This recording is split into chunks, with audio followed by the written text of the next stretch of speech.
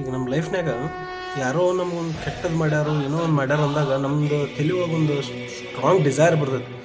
ಒಂದು ಏನೋ ಗಟ್ಟಿ ನಿರ್ಧಾರ ತೊಗೋತೇವೆ. ನಮ್ಗೆ ಕೆಟ್ಟ ಮಾಡ್ಯಾರ, ನಾವು ಕೆಟ್ಟ ಮಾಡಬೇಕು, ಕೆಟ್ಟ ಬಯಸ್ಬೇಕು, ಕೆಟ್ಟದ್ದು ಆಗಬೇಕು ಅಂತ ಹಿಂಗೆ ವಿಚಾರ ಮಾಡ್ತಿರ್ತಾವೆ ನಾವು. ಹೌದಲ್ಲ? ಈಗ ಯಾರೋ ಒಂದು ಹಂಗೆ ಮಾಡ್ಯಾರ ಅಂದಾಗ ನಮಗೆ ಹಂಗೆ ಅನಿಸ್ತೈತಲ್ಲ, ನಾವು ಹಂಗೆ ಮಾಡಬೇಕು ಅಂತೇಳಿ. ಸೊ ಹಂಗೆ ಆದಾಗ ಹಂಗೆ ನಮ್ಮ ಲೈಫ್ನಾಗ ಕರ್ಮಗಳು ಇರ್ತಾವೆ. 4 ಥರ ಕರ್ಮ ಇರ್ತಾವೆ. ಆ 4 ಥರ ಕರ್ಮಗಳು ನಾವು ಮಾಡೋ ಕೆಲಸದಿಂದ ನಮ್ಮ ಕರ್ಮಗಳು ಡಿಸೈಡ್ ಮಾಡ್ತಿದ್ದವು. ಬಟ್ ಈಗ ಅವ್ರು ಮಾಡ್ಯಾರಂತೇಳಿ ನಾವು ಮಾಡಿದ್ರೆ, ಈಗೇನೋ ಒಂದು ಎಕ್ಸಾಂಪಲ್ಪ, ಸ್ಕೂಲ್ನಾಗ ಒಂದು ಹುಡುಗ ಯಾರೋ ಒಬ್ರು ಬಡಿತಾರೆ, ಇನ್ನೊಬ್ಬ ಹುಡುಗ ಬಡಿತಾನೆ. ಅವಾಗ ಮನೆಗೆ ಬಂದು ಹೇಳ್ತಾನೆ, ಅಪ್ಪ ನಂಗೆ ಒಬ್ಬ ಹುಡುಗ ಬಡದ ಅಂತೇಳಿ. ಅವ್ರಪ್ಪ ವಾಪಸ್ ಕಳ್ದ, ನೀವು ಅವ್ಗೆ ವಾಪಸ್ ಹೊಡೆದಿ ಅಂತ ಇಲ್ಲಂತ. ಅದಕ್ಕೆ ಆ ಹುಡುಗನ ಮೇಲೆ ಇದ್ದ ಪ್ರೀತಿಗೆ ಅವ್ರ ಅಪ್ಪ ಹೋಗಿ ಅಲ್ಲಿ ಯಾರ್ಯಾರು ಶಿಕ್ಷೆ ಕೊಡಿಸ್ಬೇಕು, ಏನೇನು ಮಾಡ್ಬೇಕು, ಆ ಹುಡುಗ ವಿತ್ ಅವ್ರ ಫ್ಯಾಮಿಲಿಗೆ ಎಲ್ಲರಿಗೂ ಶಿಕ್ಷೆ ಕೊಡಿಸ್ತಾನೆ. ಯಾಕಂದ್ರೆ ಅದು ಆಗಬೇಕಿತ್ತು ಆತಲ್ಲಿ. ಆದರೆ ಈ ಹುಡುಗ ಏನೂ ಮಾಡಲಿಲ್ಲ. ಅದು ಕರ್ಮ ಅದ. ಅವ್ನು ಸುಮ್ಮಂದ ಅದು ಹೆಂಗೆ ಆಗ್ಬೇಕಿತ್ತು ಅದು ಆತದ. ಸೊ ಹಂಗೆ ಈಗ ಯಾರೋ ಒಬ್ರು ನಮಗೆ ಕೆಟ್ಟದ್ದು ಮಾಡ್ಯಾರ ಅಂದಾಗ ನಮ್ಮ ಒಳಗೆ ಒಂದು ಶಕ್ತಿ ಇರ್ತೈತೆ, ಪಾಸಿಟಿವ್ ಫೀಲಿಂಗ್ ಇರ್ತೈತೆ.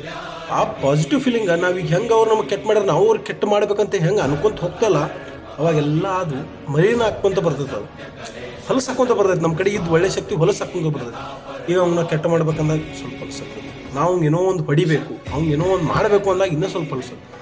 ಈ ಆ ಥರ ನಾವು ಹೇಳಿದಾಗ ಹೇಳ್ತಾರಲ್ಲ, ಅದೇನೋ ಮಾಟ ಮಂತ್ರ ಮಾಡಿ ಅವ್ನು ಎಲ್ಲ ಹಾಳು ಮಾಡೋದು, ಅದನ್ನು ಮಾಡಿದಾಗಂದ್ರೂ ಇನ್ನೂ ಪರಿಸ್ಥಿತಿ ಗಂಭೀರ ಆಗ್ತೈತೆ ನಮ್ಗೆ. ಅದರಿಂದ ಆ ಪಾಪದಿಂದ ನಾವು ಹೊರಗೆ ಬರೋಕ್ಕೆ ಸಾಧ್ಯನೇ ಇಲ್ಲ, ಅಷ್ಟು ಗಂಭೀರ ಆಗ್ಬಿಡ್ತೀವಿ. ಸೊ ಅದಕ್ಕೆ ಯಾರೋ ಒಂದು ಏನೋ ಒಂದು ಮಾಡ್ಯಾರಂದ್ರೆ, ಏನೋ ನಮ್ಗೆ ಕೆಟ್ಟ ಬಯಸ್ಯಾರಂದ್ರೆ ಅದನ್ನು ಕ್ಷಮಿಸಿ ಮುಂದೆ ಬರ್ಬೇಕು. ಅವ್ರಿಗೆ ಇನ್ನೊಂದು ನಾವು ಕೆಟ್ಟ ಮಾಡೋದು ಬಯಸಬಾರ್ದು, ಕ್ಷಮಿಸಿ ಮುಂದೆ ಬರ್ಬೇಕು. ಅದರಿಂದ ನಮ್ಮ ಹೆಗಲ ಮೇಲೆ ಇದ್ದ ಭಾರ ನಾವು ಕಡಿಮೆ ಮಾಡ್ಕೊಂಡಂಗೆ. ಯಾಕಂದ್ರೆ ಅದು ನೋಡಕ್ಕೆ ದೇವ್ರು ಅದಾನ. ನಾವು ಜಸ್ಟ್ ನಮ್ಮ ಹೆಗಲ ಮೇಲಿನ ಭಾರ ನಾವು ಕಡಿಮೆ ಮಾಡ್ಕೋಬೇಕು. ಅದು ಹೆಂಗಾಗಬೇಕು, ಏನಾಗಬೇಕು ಹಾಗೆ ಆಗ್ತೈತೆ. ದೇವ್ರು ಅದನ್ನು ಬಿಡಕ್ಕೆ ಸಾಧ್ಯ ಇಲ್ಲ. ನೀ ಬಿಟ್ರು ದೇವ್ರು ಮಾತ್ರ ಬಿಡೋದೇ ಇಲ್ಲ. ನಿನ್ನ ಇನ್ನೊಬ್ಬನಿಂದ ಏನು ತಪ್ಪಾಗೈತಲ್ಲ, ನೀ ಅದನ್ನು ಸೇಡ್ ತಿರ್ಸ್ಬೇಕು ಹೋಗ್ಬೇಡ.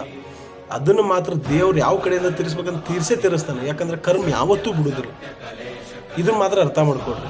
ನಾವು ಯಾವತ್ತು ಇನ್ನೊಬ್ರಿಗೆ ಕೆಟ್ಟ ಮಾಡ್ತೇವೆ ಅಂತೇಳಿ ವಿಚಾರ ಮಾಡ್ಕೊಂತ ಹೋಗ್ತಲ್ಲ, ನಾವು ಕೆಟ್ಟ ಮಾಡ್ಬೇಕಂತಂದಾಗ ನಮ್ಮ ಮನಸ್ಸು ಯಾವಾಗ ಹಂಗೆ ವಿಚಾರ ಮಾಡೋಕೆ ಸ್ಟಾರ್ಟ್ ಮಾಡೋದಲ್ಲ, ಅವಾಗ ನಾವು ನಮಗೆ ಒಳ್ಳೇದು ಮಾಡ್ಕೋಕೆ ಸಾಧ್ಯನೇ ಇಲ್ಲ. ಯಾಕಂದ್ರೆ ಅದು ಬರೀ ಕೆಟ್ಟದನ್ನು ಮಾಡೋಕೆ ವಿಚಾರ ಮಾಡ್ತಾರೆ. ಅವು ಒಳ್ಳೇದು ಹೆಂಗೆ ಮಾಡ್ಬೇಕು ಅನ್ನೋದು ವಿಚಾರ ಬರೋದಿಲ್ಲ ಒಟ್ಟ ಮನಸ್ಸಿಗೆ. ಸೊ ಹಂಗೆ ನಮಗೂ ನಾವು ಒಳ್ಳೇದು ಮಾಡ್ಕೋಕೆ ಸಾಧ್ಯ ಇಲ್ಲ ಅಂತ ಟೈಮ್ದಾಗ. ಸೊ ಅದಕ್ಕೋಸ್ಕರ ಯಾವತ್ತು ಯಾರೋ ಒಂದು ಏನೋ ಮಾಡ್ಯಾರು, ನಿಮ್ಗೆ ಏನೋ ಒಂದು ಕೆಟ್ಟದ್ದು ಮಾಡ್ಯಾರು ಸೇಡ್ ತೀರ್ಸ್ಬೇಕು ಹೋಗ್ಬೇಡ್ರಿ. ದೇವ್ರ ಮುಂದ್ಕೊಂಡು ಪ್ರಾರ್ಥನೆ ಮಾಡಿ, ದೇವ್ರು ನನಗೆ ಹಿಂಗೆ ಆಗೈತಿ, ಇವತ್ತು ಇಷ್ಟು ಮನ್ಸಿಗೆ ನೋವು ಆಗೈತಿ, ಎಲ್ಲ ನಿನ್ನ ಮೇಲೆ ಬಿಟ್ಟೇನಪ್ಪ, ನೀನೇ ಕಾಪಾಡಪ್ಪ, ಇಷ್ಟೇ ಹೇಳ್ರಿ. ಯಾರ ಮೇಲೂ ಸೇಡ್ ತೀರಿಸ್ಕೋಕೆ ಹೋಗ್ಬೇಡ್ರಿ, ಏನೂ ಮಾಡೋಕೆ ಹೋಗ್ಬೇಡ್ರಿ. ಕರ್ಮಗಳು ಯಾವತ್ತೂ ಬಿಟ್ಟು ಹೋಗೋದಿಲ್ಲ. ಏನೇ ಒಂದು ಗಾದೆ ಮಾತೈತಲ್ಲ, ಧರ್ಮದೇಟ್ ತಪ್ಪಿಸ್ಕೊಂಡ್ರು ಕರ್ಮದೇಟ್ ತಪ್ಪಿಸೋಕ್ಕಾಗಲ್ಲ ಅಂತೇಳಿ. ದೇವ್ರು ಯಾವತ್ತೂ ಕಣ್ಮಚ್ಕೊಳ್ತು. ನಿಮ್ಗೆ ಆಗಿರೋ ಅನ್ಯಾಯ ತ್ರಾಸಿಗೆ ಎಲ್ಲದಕ್ಕೂ ಒಂದು ಪರಿಹಾರ ಕೊಡ್ತಾನೆ. ಅದು ನಿಮ್ಮ ಕಣ್ಮುಂದೆ ಆಗ್ಬೇಕಂತೇನಿಲ್ಲ, ಅದು ಆಗ್ತಿರ್ತೈತೆ ಅವ್ರ ಲೈಫ್ನಾಗ, ಹಾಗೇ ಆಗ್ತೈತೆ. ನಿಮ್ಗೆ ಕಾಣಿಸ್ತಾ ಇರಲಿ, ಆದ್ರೆ ಅವ್ರು ಒಳಗೊಳಗೂ ಅನುಭವಿಸ್ತಿರ್ತಾರೋ, ನಿಮ್ಮ ಮುಂದೂ ಅನುಭವಿಸ್ತಿರ್ಬೋದು. ಅದಕ್ಕೆ ದೇವ್ರು ಮಾತ್ರ ಯಾವತ್ತೂ ಬಿಡೋದಿಲ್ಲ, ನಿಮ್ಮ ಕೈಯೂ ಬಿಡೋದಿಲ್ಲ.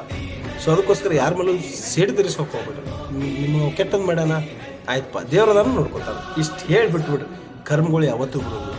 ಸೊ ಅದಕ್ಕೋಸ್ಕರ ಯಾರ ಏನೋ ಕೆಟ್ಟದ್ದು ಮಾಡ್ಯಾರೋ ಮ್ಯಾಲೆ ಒಬ್ಬ ನೋಡ ಅದಾನು ಅಂತ ತಿಳ್ಕೊಂಡು ಸುಮ್ಮನೆ ಆಗ್ಬಿಟ್ಟು ಇಷ್ಟ. ಯಾರ ಮೇಲೂ ಸೇಡು ತೀರಿಸ್ಕೋಕೆ ಹೋಗ್ಬಿಟ್ರಿ. ನಿಮ್ಮ ಒಳ್ಳೆತನ ಅವ್ರು ಕೆಟ್ಟ ಮಾಡ್ಯಾರ ಅಂತೇಳಿ ನಿಮ್ಮ ಒಳ್ಳೆತನ ನೀವು ಹಾಳು ಮಾಡ್ಕೋಬೋದು. ನಿಮ್ಮ ಒಳ್ಳೆತನ ಹೆಂಗೈತೆ